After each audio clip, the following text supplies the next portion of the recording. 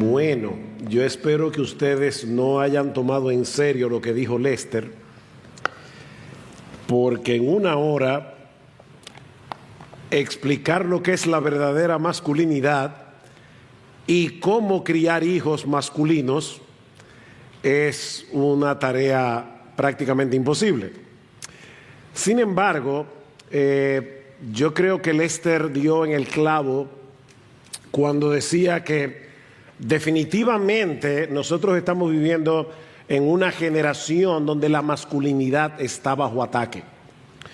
Hay muchos factores, el avance del feminismo radical, del movimiento LGBT, de la ideología de género, que ha creado una confusión sin precedentes con respecto al tema de la masculinidad. Así que para mí de verdad es un enorme gozo. Primero, estar en mi casa otra vez.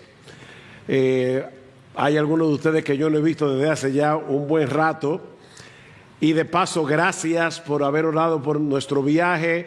Gracias por haber estado orando por mi salud. Yo sé que muchos de ustedes saben que llegamos de viaje un poco quebrantados.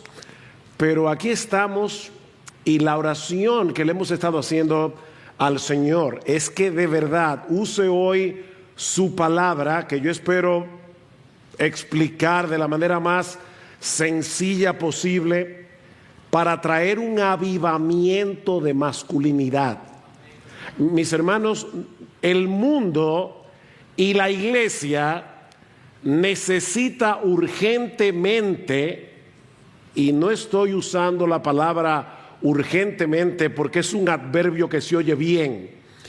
Necesitamos urgentemente un avivamiento de masculinidad y hemos estado orando que el Espíritu Santo venga hoy por medio de su palabra y hable a nuestros corazones.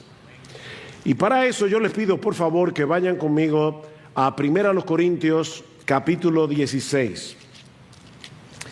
1 Corintios capítulo 16, versículos 13 y 14. Dice así la palabra del Señor, y me alegro muchísimo ver a tantos jóvenes en medio nuestro, jovencitos inclusive.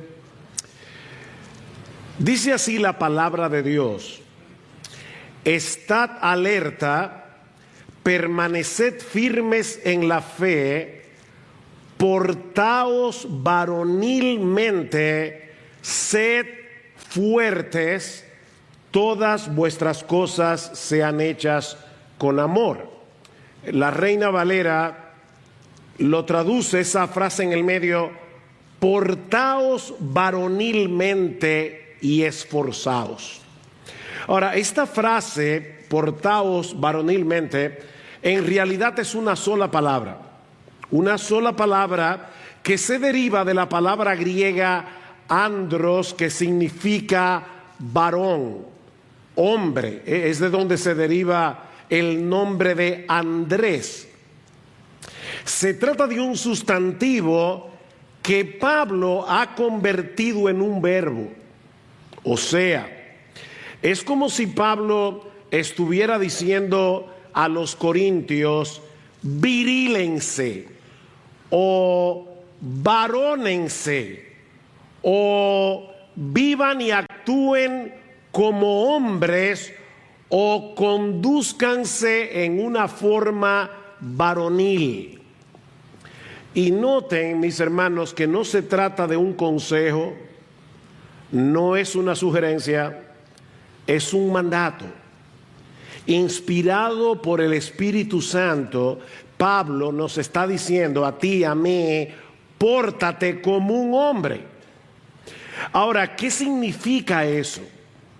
¿Qué es lo que distingue a un hombre de una mujer en su comportamiento, en la manera como enfrenta la vida? Bueno, eso es lo que yo quiero que veamos brevemente, creo yo, en esta noche, para luego ver algunas de las tareas distintivas que el hombre está llamado a hacer.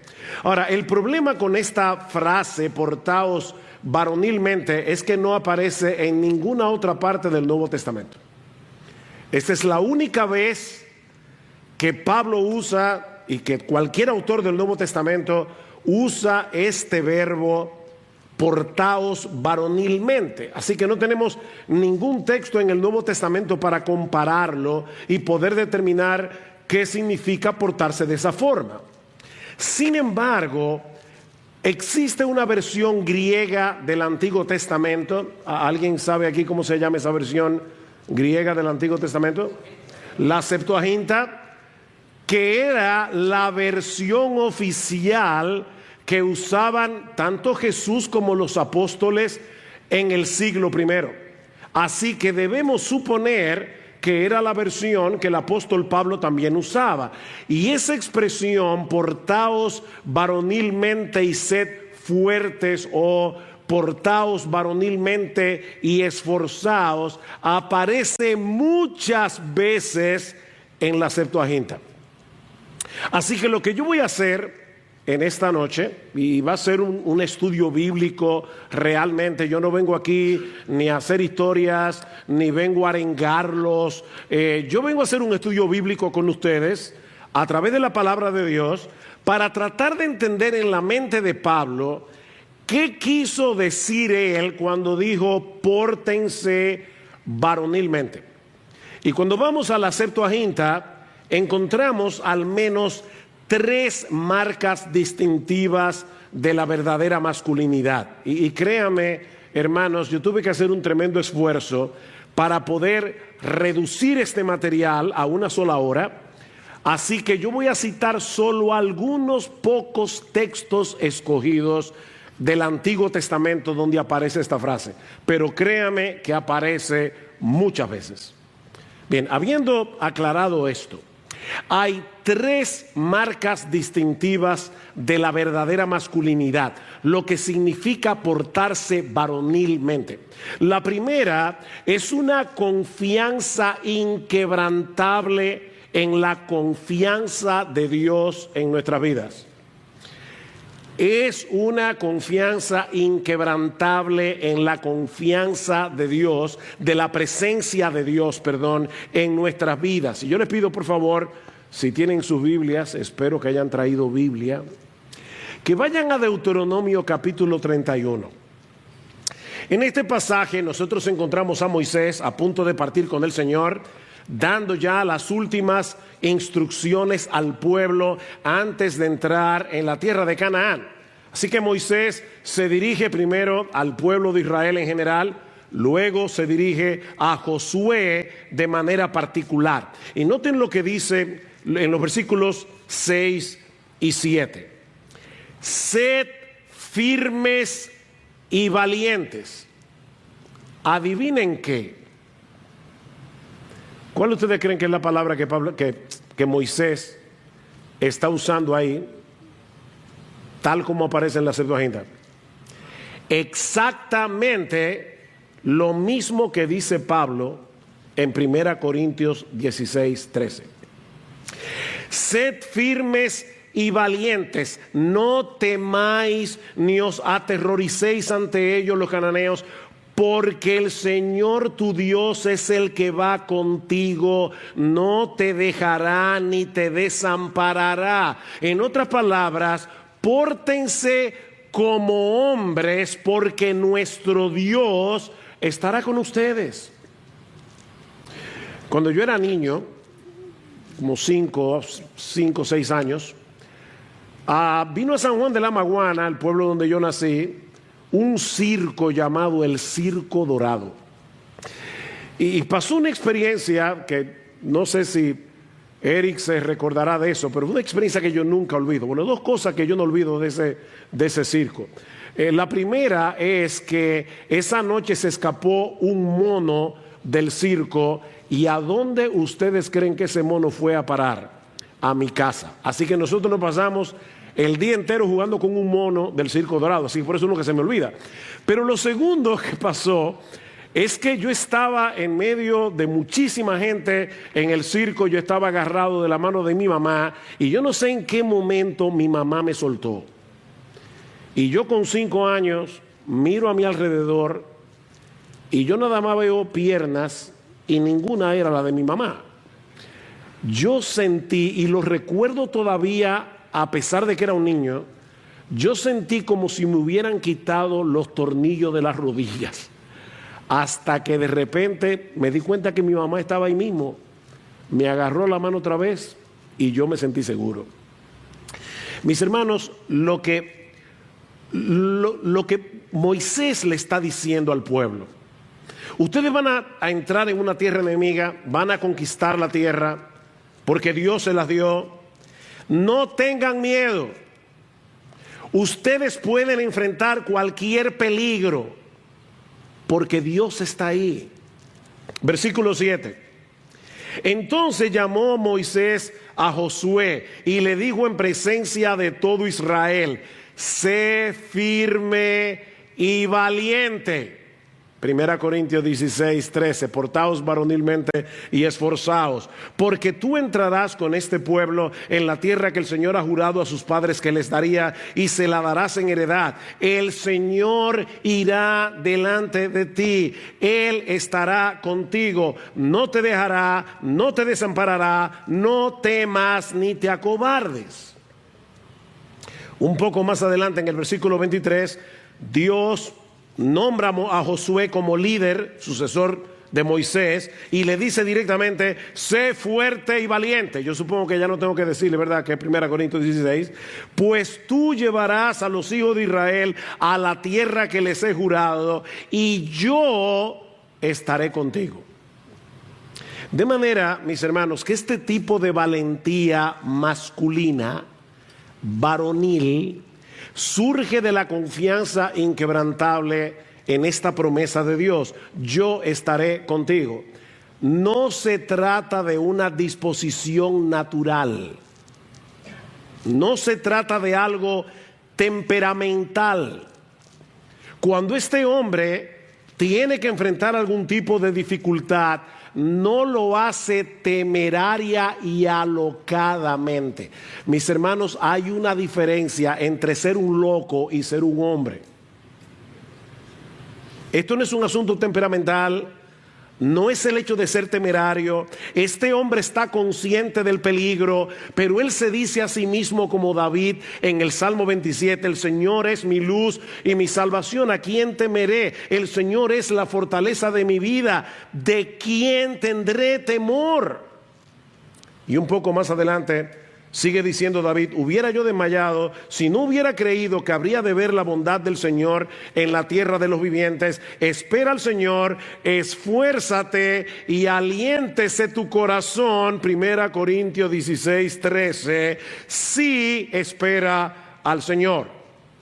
Así que, lejos de ser un insensato o un temerario, la valentía que caracteriza la verdadera masculinidad toma en cuenta los riesgos, toma en cuenta las dificultades, pero aún así este hombre decide actuar como un hombre, con todo lo que eso implica, porque él sabe que Dios está con él.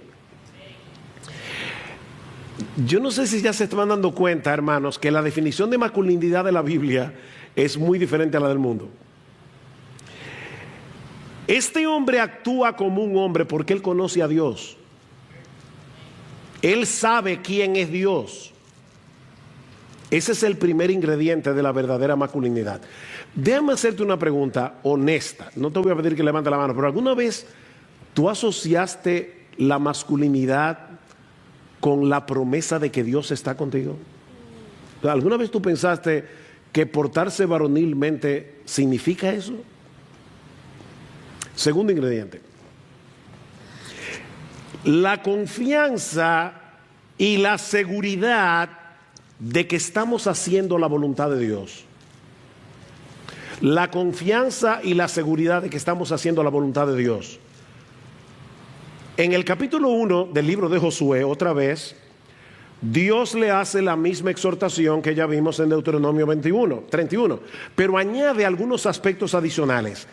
Solamente esfuérzate y sé muy valiente. 1 Corintios 16, 13, otra vez. Para cuidar de hacer conforme a toda la ley que mi siervo Moisés te mandó. Josué, tú tienes que ser fuerte y valiente, no simplemente porque tú vas a conquistar una tierra. Es que para obedecer a Dios tú tienes que ser fuerte y valiente. Para hacer todo lo que Dios te mandó. No te apartes de esa ley, ni a diestra ni a siniestra, para que seas prosperado en todas las cosas que emprendas. Nunca se apartará de tu boca este libro de la ley, sino que de día y de noche meditarás en él, para que hagas y guardes conforme a todo lo que en él está escrito, porque entonces harás prosperar tu camino y todo te saldrá bien. Josué no estaba actuando como un colonialista al conquistar la tierra de Canaán. Él estaba haciendo la voluntad de Dios. Fue Dios el que le concedió a Israel esa tierra como heredad. Pero tanto la forma como los medios usados por él en la conquista debía ajustarse en todo al estándar moral de la ley de Dios. Así que aquí no había lugar para esto de que el fin justifica los medios. Alguien decía, escuchen esto, hombres, si hay algo que hace perder el valor de un hombre es tener una conciencia acusadora. ¿A ti nunca te ha pasado que tú te sientes culpable de algo y eso te da temor? Y si algo te sale mal, tú dices, eso puede ser porque Dios no está conmigo. Si hay una cosa que no te permite ser hombre, es una conciencia acusadora. Es el tú saber conscientemente que tú estás fuera de la voluntad de Dios. Dice este autor, un hombre de Dios no puede realizar con resolución ni con valor ningún plan de acción mientras su conciencia lo esté perturbando con la culpa, con preguntas éticas y con incertidumbre moral. El sentido de culpa nos acobarda.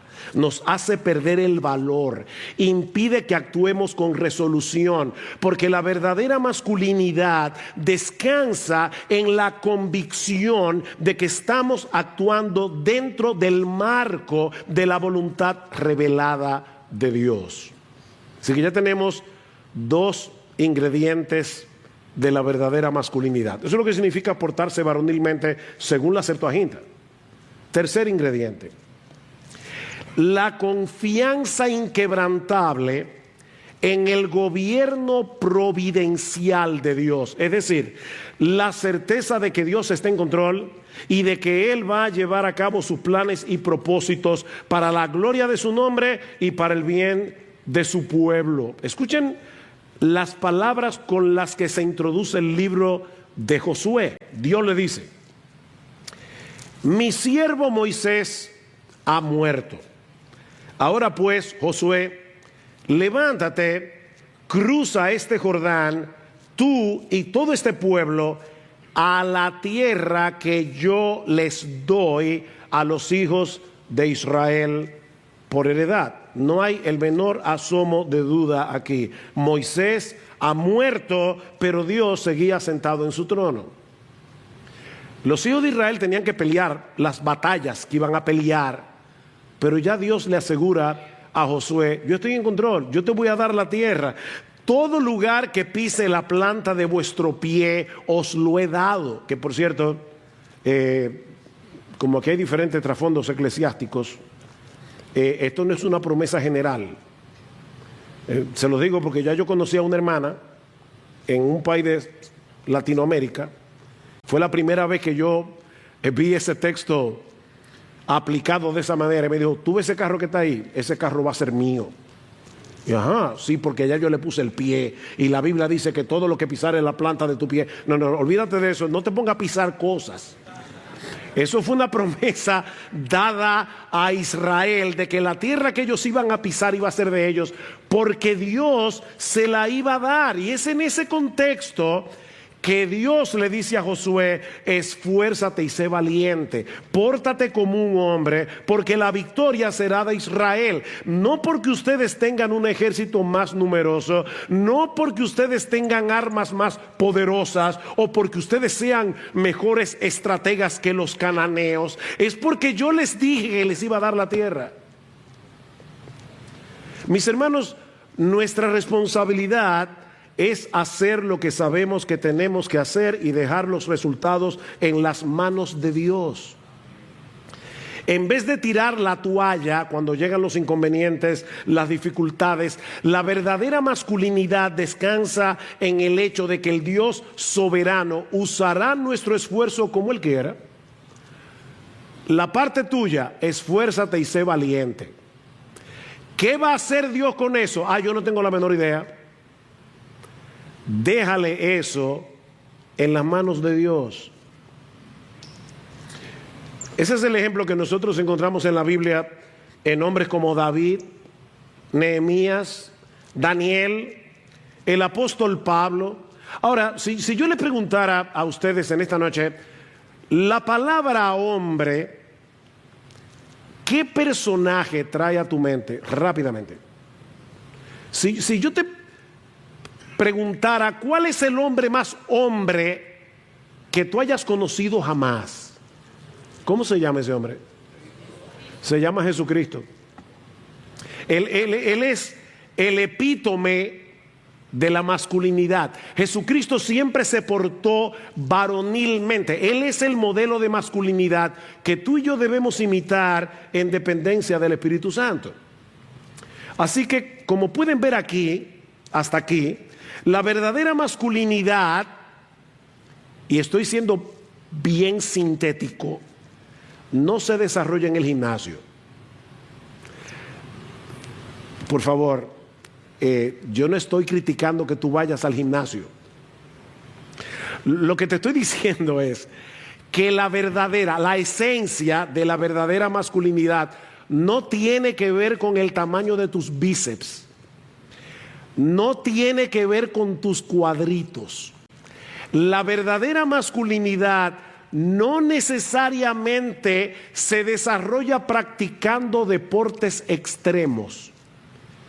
Y de nuevo, mira, si a ti te gusta tirarte en un bungee, ¿qué se llama? Y eso es problema tuyo. Yo no te estoy diciendo que no lo hagas. Lo que te estoy diciendo es que tú puedes hacer todo eso y ser un niño inmaduro que está muy lejos de alcanzar lo que la Biblia le llama la verdadera masculinidad, lo que significa portarse varonilmente. La verdadera masculinidad solo crece en el terreno de una buena teología y de convicciones bíblicas. Solamente. Porque este hombre conoce a su Dios a través de su revelación en su palabra. Este hombre conoce sus promesas y por eso persevera haciendo lo que él tiene que hacer, movido por convicciones, no por sentimientos y no por deseos. El pueblo que conoce a su Dios se esforzará y actuará. ¿Se dan cuenta? La verdadera masculinidad solo crece en ese terreno. Este hombre no es un indolente. Este hombre no se comporta como un niño inmaduro que en medio de las dificultades hace una rabieta o deja las cosas a medias. De hecho, me llama mucho la atención un contraste que hace Pablo en 1 Corintios capítulo 13, contrastando lo que es un niño de lo que es un hombre.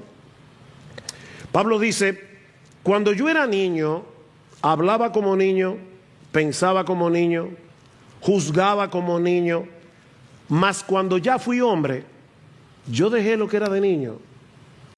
¿Ven el contraste?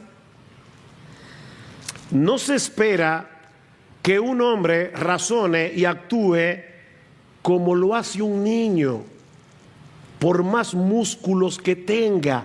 Este hombre se responsabiliza, razona, actúa como un hombre. Y de paso, chicos, déjenme decirles algo que tal vez tú no sepas. Yo veo aquí muchos adolescentes, y yo no tengo ningún problema, de verdad, con el uso de la palabra adolescente. Pero esa palabra nunca se usó en toda la historia de la humanidad hasta el 1905. Fue un psicólogo evolucionista que se inventó esa etapa de la vida. A través de toda la historia, solamente habían dos categorías: o tú eras un niño o tú eras un hombre.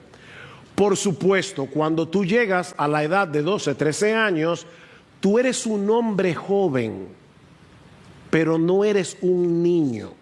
O sea, tú estás despegándote de ser un niño, asumiendo responsabilidades, actuando como lo vas a hacer cada vez más a medida que avanzas como un hombre.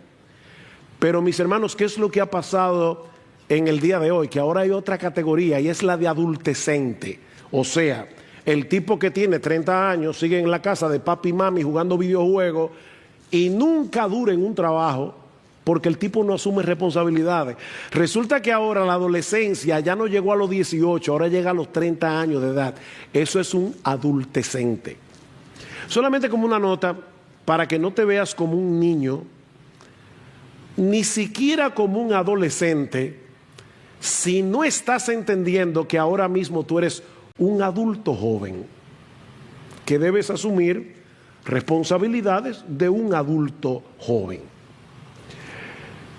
Alguien decía en tono de broma: ¿por qué es más fácil psicoanalizar a una mujer que a un hombre? Al revés. ¿Por qué es más fácil psicoanalizar a un hombre que a una mujer? Y por si acaso, yo no estoy de acuerdo con el psicoanálisis, es una broma, pero ¿por qué es más fácil? Y respuesta: bueno, porque cuando hay que hacer una regresión hasta la niñez, el hombre todavía está ahí. Miren, hay muchos chistes que esconden muchas verdades. A veces se dice en tono de chiste lo que decir en tono serio pudiera ser ofensivo.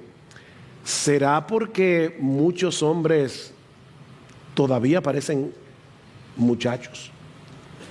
Porque todavía actúan y piensan como lo hace un muchacho. Ahora, nosotros estamos en la mitad de mi charla y vamos bien de acuerdo al tiempo, porque ahora yo quiero tomar estas marcas distintivas e irnos con ellas a Génesis 2 y 3. ¿Y por qué a Génesis 2 y 3? Bueno, porque es en esos dos capítulos de la Biblia donde encontramos al hombre ideal, al hombre antes de la caída.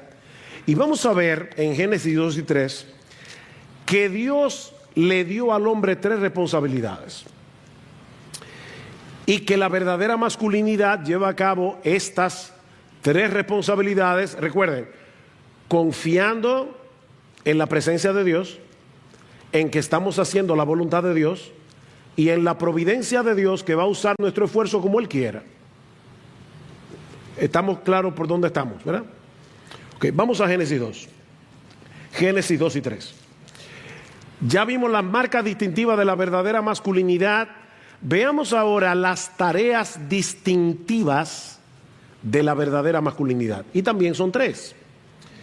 La primera fue que Dios le dio al hombre recién creado la responsabilidad de cultivar y proteger el huerto, el jardín del Edén, como administrador de Dios. El mismo día que Adán fue creado, Dios lo colocó en el planeta como su administrador. Adán tenía un trabajo que hacer en el huerto para la gloria de Dios y para beneficio de todo lo creado, incluyendo la familia que él iba a tener después. Génesis capítulo 2, versículo 5. Y aún no había ningún arbusto del campo en la tierra, ni había aún brotado ninguna planta del campo, porque el Señor Dios no había enviado lluvia sobre la tierra. Y ahora escuchen, ni había hombre para que cultivara la tierra o para que labrara la tierra. Se necesitaba un hombre que cultivara y cuidara de la tierra, alguien que sacara de la tierra todo su potencial. Versículo 7. Entonces el Señor Dios formó al hombre del polvo de la tierra y sopló en su nariz el aliento de vida, y fue el hombre un ser viviente. Y plantó el Señor Dios un huerto hacia el oriente en Edén, y puso allí al hombre que había formado. Versículo 15. Entonces el Señor Dios tomó al hombre y lo puso en el huerto del Edén para que lo cultivara y para que lo cuidara. De manera que Adán necesitaba el jardín necesitaba a Adán. Adán fue puesto allí para hacerlo florecer, para protegerlo. Él tenía sobre sus hombros la responsabilidad de gobernar sobre la tierra, de proteger el jardín, de proteger sus habitantes presentes y futuros de todo tipo de peligro y amenaza. Las plantas del huerto estaban a su disposición, pero la cosecha de los frutos requería de su trabajo. Y es por eso que después de la caída en Génesis 3, vemos que Adán fue castigado en el contexto de su trabajo. Versículo 17 del capítulo 3. Entonces dijo Adán: por cuanto has escuchado la voz de tu mujer y has comido del árbol del cual te ordené diciendo no comerás de él, maldita será la tierra por tu causa, con trabajo comerás de ella todos los días de tu vida, espinos y abrojos te producirá y comerás de las plantas del campo, con el sudor de tu rostro comerás el pan hasta que vuelvas a la tierra, porque de ella fuiste tomado, pues polvo eres y al polvo volverás. Noten, mis hermanos, que Dios no maldijo el trabajo. ¿Qué fue lo que Dios maldijo? La tierra. Ahora, a raíz de la caída, el trabajo adquirió una connotación que no había tenido hasta entonces. La labor del hombre estaría cargada de penalidades, de frustraciones, todo tipo de trabajo. Mira, si tú estás haciendo lo que más te gusta hacer, wow, qué bueno. Pero déjame decirte algo, todo trabajo tiene su cuota de problemas, de frustraciones. Dios decretó que habríamos de obtener el pan con el sudor de nuestra frente, y eso va a ser así aunque trabajes en una oficina con un buen aire acondicionado. El trabajo nos hará sudar de un modo o de otro. En una encuesta que la Gallup llevó a cabo en el 2013, escuchen esto, el 70% de los norteamericanos dijeron que no se sienten recompensados por su trabajo. Y solo de un 20 a un 30% encuentran sus trabajos inspiradores. ¿Es ese tu caso? Tú te levantas por la mañana loco por ir a trabajar. ¿Y por qué te ríes? O sea, ¿cómo tú te sientes? De verdad, vamos, es una encuesta aquí. ¿Cómo tú te sientes con respecto a tu trabajo? ¿Emocionado o hastiado? Bueno, déjame darte el secreto del contentamiento laboral. Porque no lo olvides, como hombres, nosotros tenemos un trabajo que hacer. Dios nos dio esa responsabilidad. No se la dio a tu mujer si estás casado, te la dio a ti. Nosotros tenemos una responsabilidad. Ahora, ¿cuál es el secreto de la responsabilidad laboral? Dice Patrick Morley que el secreto se encuentra por lo menos en dos cosas. En primer lugar, redefine tu ambición. Redefine tu ambición. ¿Cuál es tu ambición en la vida? ¿Qué es lo que te hace levantarte cada mañana para ir a trabajar?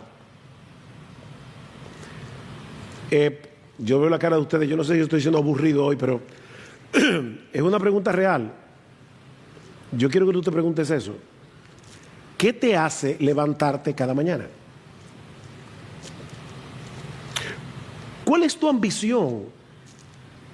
Porque según la Escritura, nuestra ambición, y yo sé que eso puede sonar muy espiritual, debe ser agradar a Dios en todo lo que hacemos y obtener con nuestro trabajo lo que necesitamos, no necesariamente lo que queremos. ¿Ven por qué tenemos que redefinir nuestra misión? 1 Timoteo 6, 8. Si tenemos que comer y con qué cubrirnos, con eso estaremos contentos. Pero los que quieren enriquecerse caen en tentación y lazo y en muchos deseos necios y dañosos que hunden a los hombres en la ruina y en la perdición. No quieras enriquecerte. Si Dios te da riquezas, amén. Pero esa no debe ser tu ambición. Ahora, eso no quiere decir que tu ambición debe ser pobre o contentarte con hacer lo suficiente como para que tu familia tenga que comer y con qué vestirse. No, como veremos en un momento, la verdadera masculinidad produce como resultado excelencia en todo lo que hacemos, incluyendo el trabajo, pero no por la ambición de hacerte rico. Hay otra razón por la que debes decidir hacer las cosas por excelencia, y eso nos lleva al segundo secreto del contentamiento laboral. Y es que no solamente debemos redefinir nuestra ambición, sino también redefinir quién es nuestro jefe. Dime hacer una pregunta. ¿Cuántos de ustedes aquí, ahora quiero que me la respondan, son su propio jefe? Un buen grupo. Ok, otra pregunta. Honestamente, ¿a cuántos de ustedes les gustaría ser su propio jefe? Ok.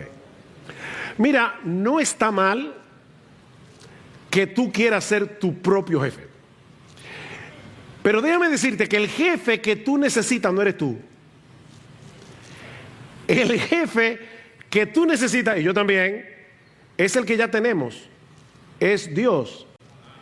Porque Él es nuestro jefe. Y otra vez, no estamos aquí siendo súper, ultra, místicamente espirituales. Siervos, obedeced en todo a vuestros amos en la tierra, no para ser vistos como los que quieren agradar a los hombres, sino con sinceridad de corazón, temiendo al Señor. Y todo lo que hagáis, hacedlo de corazón, como para el Señor y no para los hombres, sabiendo que del Señor recibiréis la recompensa de la herencia, porque es a Cristo el Señor a quien servís.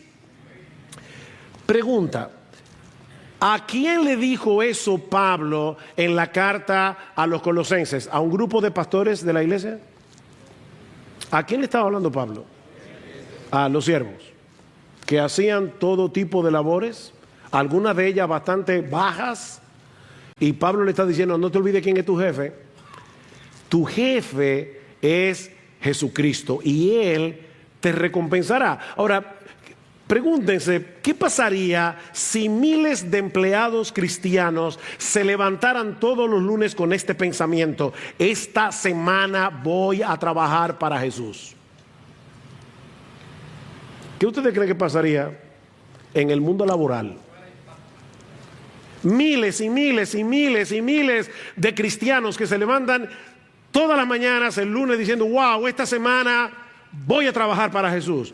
¿O qué pasaría si miles y miles de jefes cristianos se dirigieran a sus empresas pensando: hoy voy a dirigir mi compañía para la gloria de mi verdadero jefe y bajo los principios establecidos por él en su palabra, porque yo soy jefe, pero él es mi jefe?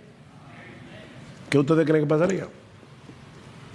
¿Ven que el asunto aquí está en redefinir la ambición y en redefinir quién es tu jefe? Mi hermano querido, óyeme bien, tú y yo tenemos un trabajo que hacer. El cristianismo no es para vagos. Es un trabajo que hacer, que seguramente traerá consigo su propia cuota de problemas, de frustraciones, pero en esos momentos recuerda los principios de la primera parte de esta conferencia. Dios está contigo, y mientras trabaja con excelencia, con esfuerzo, Él usará tu excelencia y tu esfuerzo para hacer con eso lo que Él quiera. No necesariamente te vas a hacer rico, pero tú lo vas a hacer bien. Él va a usar tu laboriosidad como a Él le plazca, porque tú lo estás haciendo para su gloria. Mis hermanos, el hombre cristiano no puede conformarse con la mediocridad. No olvides para quién trabajas, que tu mayor ambición debe ser hacer las cosas con excelencia para agradarlo a Él, porque tienes también una familia que cuidar si eres casado, una familia que proteger, y no vas a poder cuidarla ni protegerla si eres un mediocre. ¿Sabe lo que dice Pablo en 1 Timoteo 5:8? Que el que no provee para los suyos ha negado la fe y es peor que un incrédulo. Uy, qué duro está eso. Si yo no puedo proveer para los míos, obviamente no porque no consigo trabajo. Si tú no tienes trabajo, tu trabajo es buscar trabajo. Y tú tienes que ser excelente buscando trabajo. Se sabe, ¿verdad?, que hay a veces problemas laborales. Pero si tú no puedes cuidar a tu familia, porque tú no duras en ningún trabajo, porque tú eres prescindible, porque tú no lo haces bien, porque tus jefes quieren salir de ti, Pablo dice en 1 Timoteo 5:8 que tú eres peor que un incrédulo y alguien que ha negado la fe. Portaos varonilmente y esforzaos. Pero no solo tenemos un trabajo que hacer, y otra vez, mientras preparaba este material hace mucho tiempo, esto es tan antiintuitivo, o sea, cuando uno piensa, ¿qué es lo que se supone que un hombre debe hacer? Bueno, lo segundo que un hombre debe hacer es administrar la palabra de Dios. Según Génesis, administrar la palabra de Dios. Así como Dios le dio a Adán un trabajo, el mismo día en que lo creó, también le dio la responsabilidad de administrar las palabras que Adán hablaba. En Génesis capítulo 2, encontramos a Adán siendo soltero, poniendo nombre a los animales, definiendo y dando significado por medio de palabras. Y dice Moisés en Génesis 2:19, y todo lo que Adán llamó a los animales vivientes, ese es su nombre. En otras palabras, él hizo bien su trabajo, con el conocimiento y las capacidades que él tenía antes de caer en pecado. Y lo mismo vemos en Génesis 2:23. Hermanos, ¿qué es lo primero que hace Adán con Eva? Ponerle nombre. Ponerle nombre. El hombre le pone nombre a la mujer, pero no solo eso. Fue también Adán a quien Dios le dio la responsabilidad primaria de administrar su palabra. Pregunta en Génesis 2. ¿Usted está en Génesis 2? Versículo 15. Cuando Dios le dijo a Adán, ordenó el Señor, versículo 16, al hombre diciendo, de todo árbol del huerto podrás comer, pero del árbol del conocimiento del bien y del mal no comerás, porque el día que de él comas ciertamente morirás. ¿Adán estaba casado o estaba soltero? Estaba soltero. Así que fue a Adán, siendo soltero, que Dios le dio esta orden, presuponiendo que Adán iba a ser responsable de enseñarle a su mujer la palabra de Dios. Y por eso cuando el diablo tentó a Eva, Eva le dijo claramente, no, Dios dijo que no debíamos comer de ese árbol. De manera que Dios constituyó al hombre como profeta y sacerdote de la creación. Él tenía que administrar la palabra de Dios, ejecutar sus leyes. La autoridad de Dios en la creación recaía sobre Adán. Ahora, ¿sabes lo que eso implica para ti y para mí en el día de hoy? Que el hombre cristiano que está comportándose varonilmente se esfuerza por desarrollar sus conocimientos bíblicos y teológicos y la capacidad de comunicarlos a otros. Eso no significa que todo creyente debe ser capaz de predicar. Eso no significa que todo cristiano debe ser un doctor en teología, pero todos tenemos la responsabilidad de poner nuestro intelecto al servicio de Dios según la capacidad que el Señor repartió a cada uno, no solo para el beneficio de su propia alma, sino también la de todos aquellos que Dios ha puesto bajo tu cuidado. 1 Corintios 14. ¿Qué le dice Pablo a las mujeres de Corintios? Que si ellas tienen una pregunta, ¿qué debe hacer? O claro, ir al pastor, porque él es el que se sabe de la Biblia. ¿Qué debe hacer la esposa? Díganlo, no tengan miedo. Pregúntale en tu casa a tu marido. ¿Qué está presuponiendo Pablo? Que el marido o tiene la respuesta o la busca. Efesios 5:25. Maridos, amad a vuestras mujeres, así como Cristo amó a la iglesia y se entregó a sí mismo por ella para santificarla, habiéndola purificado en el lavamiento del agua por la palabra. Tú tienes que bañar a tu esposa, debes santificar a tu esposa con la palabra de Dios. Y lo mismo debes hacer con tus hijos, si los tienes. Padres, ¿qué sigue diciendo el texto? No provoquéis a ira a vuestros hijos, sino criadlos en la disciplina y amonestación del Señor. La palabra padres que aparece allí no es progenitor, es la palabra pater. Pablo le está hablando a los hombres de la iglesia en Éfeso y le está diciendo a los hombres de la iglesia en Éfeso, padres, varones, masculinos, eduquen a sus hijos, no los provoquen a ira, críenlos en la disciplina y amonestación del Señor. Es por eso que escribiendo a los tesalonicenses, Pablo compara su labor pastoral con la de un papá. Vosotros sois testigos y también Dios de cuán santa, justa e irreprensiblemente nos comportamos con vosotros los creyentes, así como sabéis de qué manera os exhortábamos, alentábamos e implorábamos a cada uno de vosotros como un padre lo haría con sus propios hijos. ¿Quién es que debe exhortar, alentar, implorar a sus hijos? No es la mamá. Claro que la mamá tiene una responsabilidad, ella debe hacerlo, ella debe ser maestra del bien, ella está llamada a ser una influencia santificante en la vida de sus hijos. Pero padres, la responsabilidad de hacer esa tarea primariamente es tuya y mía. Déjame hacerte una pregunta. Y yo créame que lo último que yo quiero es venir aquí con un látigo. Yo les decía, yo quiero ver un avivamiento de masculinidad en nuestra iglesia, en nuestra nación. Así que estas preguntas son simplemente para que te examines. Tú lees la Biblia todos los días. Tú tienes un plan para conocer cada vez mejor este libro. ¿Estás tratando de entender la Biblia? ¿Estás atando tu conciencia a las verdades reveladas en la Biblia? ¿Estás procurando leer buenos libros cristianos? Esto no es una publicidad a la librería, pero mire, créame, hay muchos buenos creyentes que matarían por tener lo que nosotros tenemos. Una librería donde podemos ir a comprar un buen libro.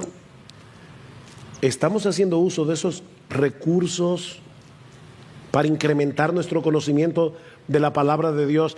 Mira, mi hermano, eso no depende de tu personalidad, depende de tu prioridad. ¿Ustedes recuerdan cuando Marta y María estaban ahí en la casa y llega el Señor y dice, Marta se queja de que María se había sentado a los pies de Cristo para escuchar al Señor? ¿Y qué le dice Jesús? Jesús le dice, Marta, Marta, afanada y turbada estás con muchas cosas, pero María escogió la mejor parte. Fue una elección. No es que María era contemplativa y Marta era más intensa. Es un asunto de elección. Es si tú vas a elegir ver una serie de 25 capítulos de Netflix o si tú vas a decidir sacar tiempo para entender mejor este libro. Es un asunto de prioridad. Un asunto de prioridad. Si tú estás casado, ¿estás guiando tu familia conforme a la palabra de Dios y llevándola a conocer mejor la Biblia? Y de nuevo te recuerdo, mi hermano, por eso te digo que no es para desalentarte. No estás solo en esa tarea. Cuando tú abres tu Biblia frente a tu esposa y a tus hijos para hacer un devocional en casa, recuerda los principios que vimos hace un momento. Dios ha prometido estar contigo en el cumplimiento de su voluntad, y en su soberanía Él bendecirá tu esfuerzo como Él quiera. Yo no te puedo garantizar que tus hijos van a ser salvos, pero Él va a bendecir tu esfuerzo como Él quiera. Lo que nos lleva ya a la tercera responsabilidad que Dios le dio al hombre en el huerto del Edén. Creo que estoy en tiempo todavía, y que está relacionado con lo que acabamos de mencionar. Primero, Dios te dio un trabajo que hacer. En segundo lugar, Dios te dio una palabra que administrar, y aunque seas soltero, tiene que hacerlo también en la iglesia. Tercero, Dios te dio una familia que gobernar. El gobierno de la familia recae sobre ti. Cuando todavía Adán era soltero, y estoy todavía en Génesis 2, Dios lo preparó para que fuera un líder en su casa. Es por eso que la caída se produce precisamente cuando Adán deja el liderazgo de su casa en manos de su mujer. Génesis capítulo 3, versículo 8. Oyeron al Señor Dios que se paseaba en el huerto al fresco del día, y el hombre y su mujer se escondieron de la presencia del Señor. Y el Señor Dios llamó ¿a quién? Al hombre. ¿Quién fue que comió del árbol, del fruto, y le dio al hombre? Fue Eva. Sin embargo, Adán fue responsable. Yo he citado esto otras veces aquí en IBCJ. Si tú miras lo que pintó Miguel Ángel en la Capilla Sixtina, te vas a dar cuenta que en la parte donde él pintó la caída, se ve a Eva tomando del fruto prohibido y a Adán bajando la rama, porque Adán fue más responsable que ella. Adán debió guiar a su mujer, debió protegerla del ataque de Satanás. Él era cabeza de su casa y por eso tuvo que rendir cuenta. Primero, su pecado consistió en no mantener su liderazgo al escuchar la voz de su esposa en algo que era claramente contrario a la voluntad de Dios. Vean el versículo 17. Entonces dijo Adán: por cuanto has escuchado la voz de tu mujer. Adán, tú claudicaste en el gobierno de tu casa. Y eso trajo desgracia a toda la humanidad. Fue la inversión de ese orden divino lo que ocasionó la caída. Por eso es que Pablo dice en 1 Timoteo capítulo 2, yo no permito a la mujer enseñar ni ejercer dominio sobre el hombre. En otras palabras, yo no le permito a la mujer ser pastora, porque eso es lo que hacen los pastores, enseñar y ejercer dominio. Dice, ¿por qué? Porque Adán fue formado primero y después Eva. Y Adán no fue engañado, sino que Eva, tomando el papel de líder, provocó la caída al convertirse en maestra de Adán. ¿Se dan cuenta de lo serio que es esto? Aunque debo hacer una aclaración aquí.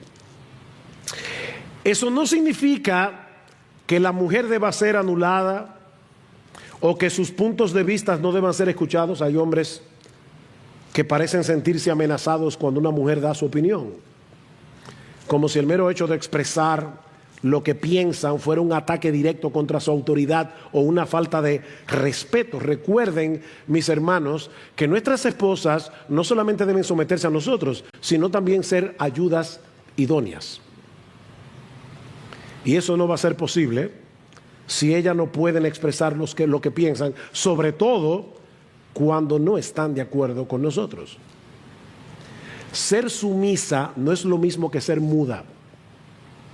Un hombre que se siente amenazado por la opinión de su mujer probablemente está evidenciando la debilidad de su liderazgo. De manera que el hombre cristiano debe desarrollar las habilidades y capacidades que son necesarias para ejercer un gobierno sabio, piadoso sobre su esposa y sobre sus hijos. De hecho, padres, comiencen a preparar a sus hijos varones desde ahora para que no sean unos abusadores y en el día de mañana puedan ejercer esa labor.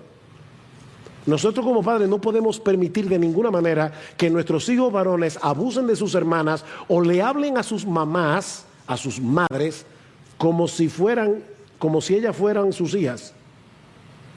Porque cuando los varones hacen eso se están preparando para ser unos dictadores en su casa. Y nosotros tenemos que comenzar a equiparlos desde ahora para que sean buenos líderes. Así que todo lo que dijimos acerca de ser excelentes en nuestro trabajo no puede ser en detrimento del gobierno del hogar.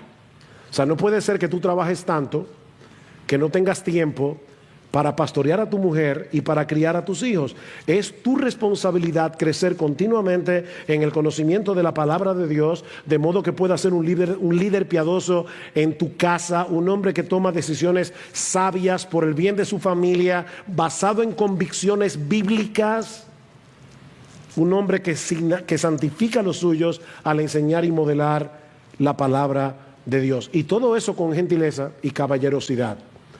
¿Se dieron cuenta que en 1 Corintios 16 Pablo dice, y todas vuestras cosas sean hechas con amor? Portaos varonilmente y todas vuestras cosas sean hechas con amor. Fuimos llamados a gobernar, pero también a servir en amor. Así que sí debemos tener iniciativa, decisión, coraje, pero también debemos tener humildad, gentileza, consideración, bondad, una disposición al servicio, a la entrega, al autosacrificio. Eso es lo que significa portarse varonilmente. El modelo, otra vez, el Señor Jesucristo. Él es el ideal de lo que un hombre debe ser. En Cristo encontramos iniciativa, decisión, coraje, pero también humildad, gentileza, consideración, bondad, disposición al servicio, hasta el punto de dar su propia vida por amor a nosotros. Mis hermanos, el punto es, y termino como comencé, que nuestra generación necesita urgentemente hombres así. Y la iglesia también los necesita. Hombres que asuman el liderazgo de una familia, que estén dispuestos a servir en su iglesia, que no tienen la toalla ante cualquier dificultad, que no hagan un berrinche cuando en la iglesia no se haga lo que tú quieres. Hombres que estén dispuestos a comportarse como hombres también allá afuera, a mantener y defender sus convicciones en una sociedad cada vez más agresivamente secularizada. Y ahora te recuerdo de nuevo, y con esto concluyo, mi hermano, Dios ha prometido estar con nosotros todos los días, hasta el fin del mundo, mientras transitamos por el camino de su voluntad. Él está en control. Él va a llevar a cabo sus planes y propósitos usando a hombres débiles como tú y como yo, hombres que estén dispuestos a hacer lo que tienen que hacer en dependencia del Espíritu Santo. Que el Señor nos ayude a salir de aquí con la determinación de ajustar lo que tengamos que ajustar en nuestras vidas para poder seguir desarrollando la verdadera masculinidad como la Biblia la define. Porque no podemos darnos el lujo de no ser ese tipo de hombres. Tenemos su palabra, tenemos el poder del Espíritu Santo. ¿Y saben qué otra cosa tenemos? Su perdón en Cristo. Porque seguramente, si tú eres como yo, tienes que haberte sentido convicto de pecado en algún punto de esta hora. Bueno, si confesamos nuestros pecados, Él es fiel y justo para perdonar nuestros pecados y limpiarnos de toda maldad. No tires la toalla por eso tampoco. Tenemos los recursos que necesitamos para levantarnos cuando fallamos, portarnos varonilmente y seguir esforzándonos. Así que, mi hermano, y con este texto concluyo, sé fuerte y valiente, no temas ni te acobardes, porque el Señor tu Dios estará contigo donde quiera que vayas.